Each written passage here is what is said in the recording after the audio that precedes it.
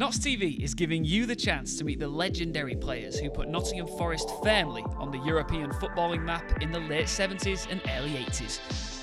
You could win 4 VIP tickets and mingle with the football stars at Return of the Legends, an evening of pure footballing nostalgia at the Theatre Royal on Sunday the 29th of October.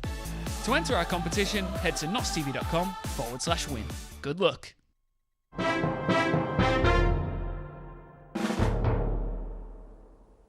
Hello, welcome back to Notts Tonight, the show where we shout out about all the incredible things going on in this fine county. With me this evening, she can make you laugh, she can make you cry, but she'll always might make you smile. It's drama teacher Sharon McInnes.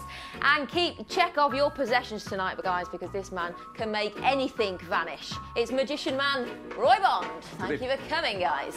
Now, next up, we're talking how magic could help your mental health. That's because the NHS is advertising for volunteer magicians after hospital bosses in Middlesbrough said teaching mental health patients magic tricks works wonders. The scheme's founder says it's all about self-confidence. Roy, what do you make of this? Have you heard of this before? Yeah. It's a well-known thing. It's all about sort of developing memory and developing muscle memory and kind of focus and recall different parts of the routine you have to recall while you're talking. It makes perfect sense, yeah, absolutely. There's something about it that kind of makes people smile, and just having a smile on your face kind of lifts your mood. Yeah. I mean, even if you're not performing to someone, I mean, when I practice sometimes, I actually amaze myself, and I actually think I don't, because some tricks I don't know how they work. I just go through the motions, I play the game, don't make the rules, just get on with it. And you think, next time I do this for someone, it makes me smile thinking about how they're going to enjoy it. So yeah, it kind of raises your spirits, and it gives you, gives me a, I'm getting old now, you see. No. I like to have a... Well, the founder was saying about self-confidence, though. Is there a big confidence factor just doing the tricks as well? Is it kind of giving you a boost of... Yeah, it gives that buzz that you get when you first become a magician or a pro, if you like, that starts to fade over time, and it's replaced by the adrenaline goes, and it's replaced by a confidence that you quite enjoy the revel of it, that you know that anything anyone says to you, you've got an answer for. It's nice to have an arsenal of stuff. Yeah, it's fantastic. Sharon, do you think it crosses over into other performance aspects? So people, when you go and watch something at a play, or if you see a performance, you kind of feel uplifted, don't you? Well, it depends on the nature of the performance. But actually doing things yourself, I mean, I'm a great believer that all kids should have access to drama because it helps to build their confidence. And I actually use some crossover with Amy Cuddy's work, which is all about getting your body into a position and breathing and feeling powerful. Because the psychology is if you want to act sit up confidently, then you actually start to make your brain believe that you are confident. Yeah. There you go. You know, we do lots of that, getting into a little ball and then growing and breathing. So, and teaching kids how to look in a mirror before they have to enter into I wish you were my thing. teacher at school, Sharon. I love you. Well, there's more magic from Roy in just a moment, but first, Nottingham boxer Nathan Kirk's on the brink of a Midlands title. An injury meant the lightweight had to pass up the chance to fight for an English title earlier this year, but now he's ready to walk back into the ring, strangely enough though, to the Thunderbirds theme tune. 5, 4, 3, 2, 1.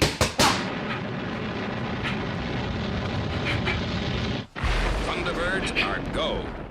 I'm 28 now, and I've been fighting for 14 years in total. I started off kickboxing, K1, mixed martial arts, had about 85, 90 fights, won a couple of titles.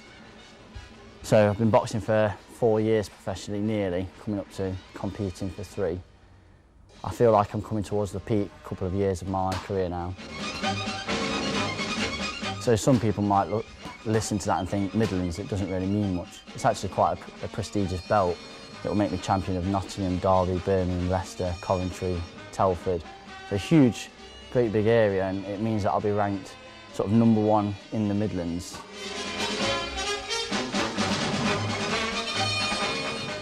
He talks too much. Now Nathan, as a boxer, is a really tough kid. He's got a really good engine, and technically he's getting a lot better. He had no amateur background, so he's sort of done his apprenticeship as a pro. But he's at the level now where, you know, he's ready for mixing with the bigger names, and he's ready for these opportunities. So you're one of a number of great young boxers in Nottinghamshire. What do you think of the state of boxing across our county? Nottingham's growing at every level, and we've just had the Motor Point Arena big show with Lee Frochett, who, you know, Carl Frochett's brother. But then at the professional level, you've got Jamie Williams, Midlands champion at flyweight. You've got Lee Wood, who challenged for the British title. You've got Nathan McIntosh, Midlands champion a while back. Already, you've got 3 champions within Nottingham. I think that Nottingham's certainly a beacon for it. Nottingham's massive for boxing at the minute.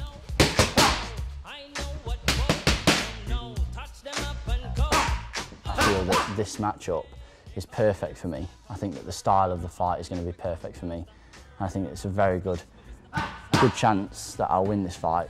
Chances are excellent. I mean, Charlie Williams has got a big amateur background. He's an unbeaten professional, but, you know, Nathan's a big, strong man at the weight, and, you know, when we get into them later rounds, the body punching, it takes its toll. So I think he's got an excellent chance. Guys, I've got to ask you, what would be your ring song, Roy? It's Radiohead and Creep. Nice, good choice. Sharon? I feel like a woman. Yes, love it. Well, Sharon, staying with you for a second because I've got some bad news. Your job could soon be taken over by a robot. Yep, you heard me right. That's according to a former headmaster of top-end boarding school, Wellington College. He reckons robots could be leading classes within 10 years. Bonkers? Completely bonkers. Don't get me started on this. You know, there's that other thing that you can get an apprentice with a scripted lesson to walk in and deliver it off like a play. I spoke to students about this, and they said the most important thing for their learning is our relationship. The fact that we get to know each other, that I understand what makes them tick. Yeah. I understand what helps them to learn because they're all different. You can't take that human connection out of it. No. A robot is not going to be able to pick up that somebody sitting there is frowning because they don't understand. Or they're chewing gum. Yeah. No, you're not allowed to chew gum. No, not in a drama lesson or any of that stuff. But, you know, that is one of the most important things. And, of course, your professionalism, particularly in an arts subject. The kids appreciate the fact that you've trained to do something physically yourself. Yeah. Roy, do you agree with Sharon on this one? Absolutely, yeah. You can't... we've got an online teacher now, Google. Other search engines are available. That is as far as it's ever going to get. You're never going to have... you may get, I mean, they do it on cruises now, you may get a robot cocktail machine. That's as far as it's going to get. But what about technology's moved on? There would have been a time where they'd have said it was mad to have computers in classrooms and iPads and tablets and phones. Well, now it's all there, so... Well, it is, but you can't be... If you've got... I mean, don't get me wrong, teachers can help you out if you've got something that you're not happy with at home, or they can, you know, if something happened to you earlier on in the playground, for instance, you can't go to a robot teacher and expect any kind of help, can you? I can't imagine a robot magician either. That wouldn't work, would it?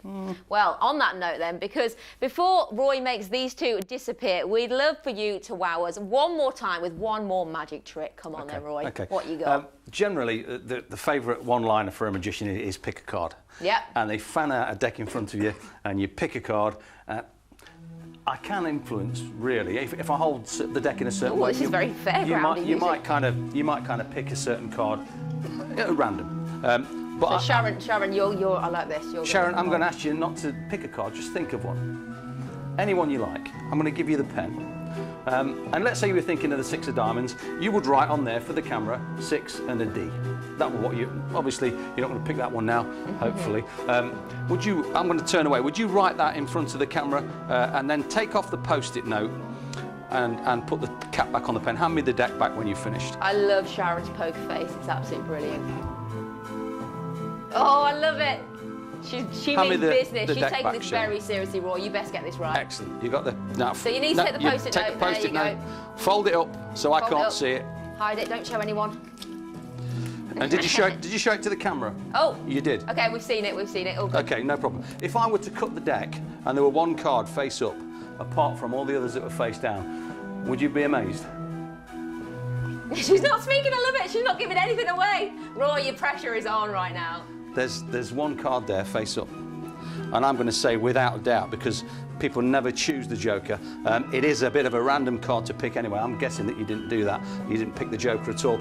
Can you focus on the card in your mind? Just keep that to the forefront of your mind. Just have a look at some of the colours and some of the shapes and some of the numbers on the cards. I'm getting a feeling for something here. I'm going to kind of search for a card. I'm going to commit myself because you're committed. Should be committed. Sorry. We've got a mime artist in the studio all of a sudden. I love it. I'm going to commit myself to that card. I'm going to say that that's the card. Right, you're going for it, Roy? Yeah. Okay. How good would it be if that was the card that you wrote? The card that you were thinking of? How good would it be? Absolutely amazing. Are you Could you excited, turn that Sharon? card over? I am excited. Show it to camera. Go on then. Show it to camera 1, your card. Is that the right one, Sharon? Yeah! No way. Let's just prove it. Show us your post-it note. Oh, it's all Roy, you hold the card. Sharon can hold the I've got the post-it. card. Let's do it. Let's make it official. No. So we've got... My God. Sharon, what is the card? That is amazing. Look. Queen of Hearts. Amazing. Sharon, are you a full believer? I am a believer. She's a believer. Roy, you are a magic man. You're I'm very a welcome. fan. You're very You are a welcome. fan. Where can we watch you or see you in action? I do. My next public one for Nottingham is the Exchange Arcade underneath the Council House. Amazing. I think it's November the 26th. Well, thank you ever so much for both coming in. We've got to say bye to these two now, but when we come back, there's loads more and music.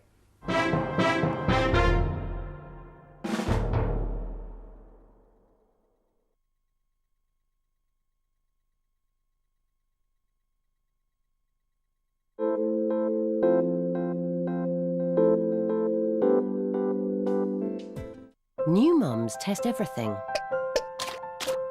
But what about baby soap? This test paper is designed to amplify how different baby soaps can be. When baby soap damages the paper, it indicates how drying it could be on baby skin. Baby Dove is different, leaving baby skin nourished with every bath. Sometimes the choice is obvious.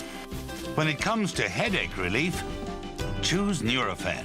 It acts at the source of pain and provides faster and more effective headache relief than standard paracetamol. And for even faster relief, choose Nurofen Express.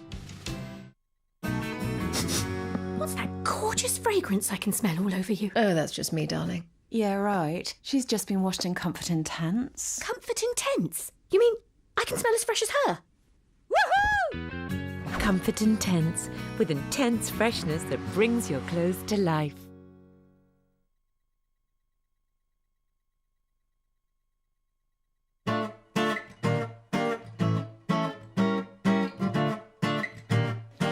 The Crimson Tree is a cafe, bar and kitchen in the heart of Sherwood. It's really an extension of our home. Everything we do here we prepare from scratch, from the 50 scones that we prepare every morning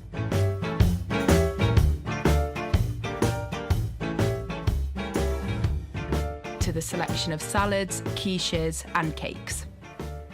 Our bread is supplied by Barry Pilkington, aka Baz the Baker. He's been supplying us since we opened 5 years ago, when he used to come by bike with a trailer on the back.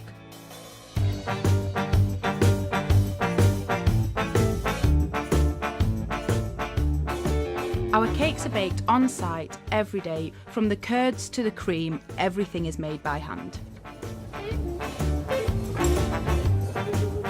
Our tapas menu developed later and is influenced by members of our team. We have Persian, Greek, Spanish and Italian style dishes, so there's something to suit every taste and every dietary requirement.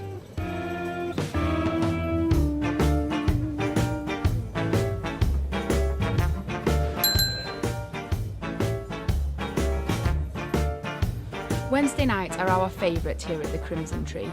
We have an exclusive pizza menu and free live jazz. Every week we feature local Nottingham musicians and give them a platform to share their music.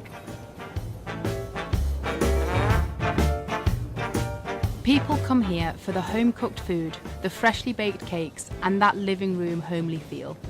We believe that there really is no other place like it in Nottingham.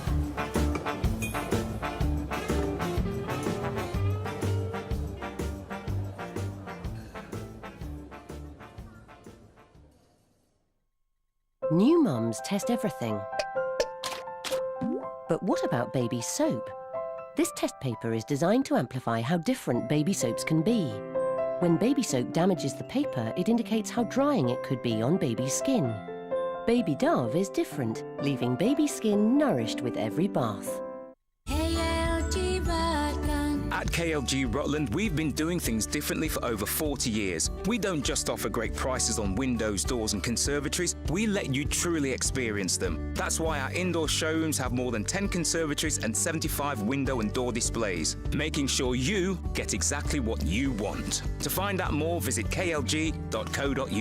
Our reputation is our guaranteed. KLG Rutland.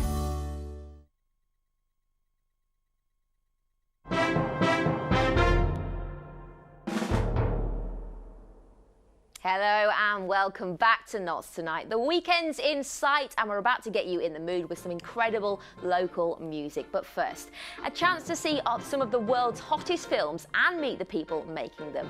The Nottingham International Film Festival's premiering a string of movies with some big name actors at the Showcase Cinema in Lenton. Joining me now to tell you what you can expect are the festival's Director of Operations, Neil Croft, and the producer of one of the films that's made the cut, Austin McKinley. Thank you both for coming in, guys. What can we expect, Neil? We've got a range of films across the weekend, so it's really diverse. They're all sort of world and UK premieres. We've got the opening film on Friday night, which is Access All Areas, starring Ella Purnell. We've got the writer and director are going to be coming along for Q&A. The director actually directed a few episodes of Black Mirror on Netflix. So we've also got American Satan, a heavy metal rock film playing on Sunday. Again, that's the UK premiere of that film. So it's a really great weekend of film, really. How do you choose what makes the cut then? I know it's obviously international film festivals. Yeah, we've got UK films, so Access All Areas is a UK film. We've got another UK film, Lies We Tell, starring Harvey Keitel and Gabriel Byrne. Essentially, we're looking for really great stories. So all the films are just really great stories, unique stories, and ideally not the sort of thing you'd normally see in the cinema. So not big, you know, blockbuster type films, but your cooler sort of indie stuff. Something a little bit different. Yeah. Well, Austin, you're actually on the lineup, aren't you? Let's take a quick look at Austin's film. I found these illustrations for a game that I created for the Nintendo Entertainment System when I was like 8 years old. You're gonna try and make that game? Shouldn't I? So actually try and make it for a cartridge. Could we make a compelling game experience despite the limitations? It's gotta be doable. You need to take all your ideas and just go ahead and cut off the top 99%. With this character we've created, he's young, he's kind of a vagabond, he's a musician. How am I supposed to convey that in 16 pixels in 3 colors? Ooh, that looks interesting. Austin, is this your baby? I was a very enthusiastic supporter of it. Joe is a personal friend. We're fellow filmmakers. We belong to the same group of creatives in Florida, and so he had been director of photography on one of my films, and that was about a 2-week shoot, and he said, hey, I want to make this game and a film about it, and 3 years later, here we are showing it in festivals. Amazing. And so what was it like? How did you kind of get involved in the film festival? How does it work? How do you make the cut?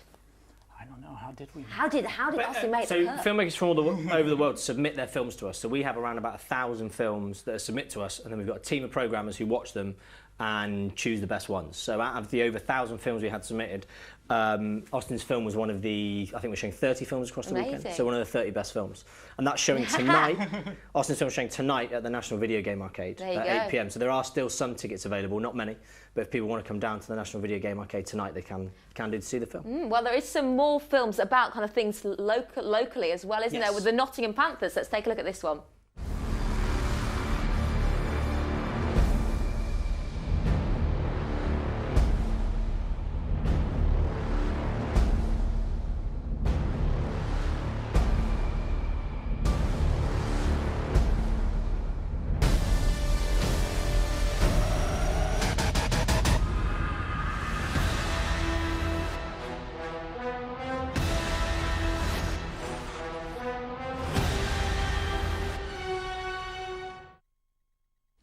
that looks a good one as well. Austin, so you've come all the way from, where have you come from, America?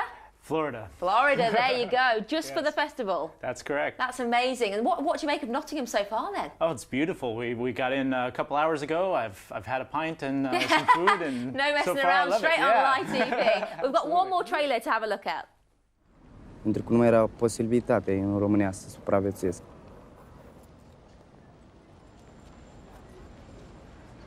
Nu mai era de mâncare, nu mai era posibilitate. Necesarul în casă, la familie.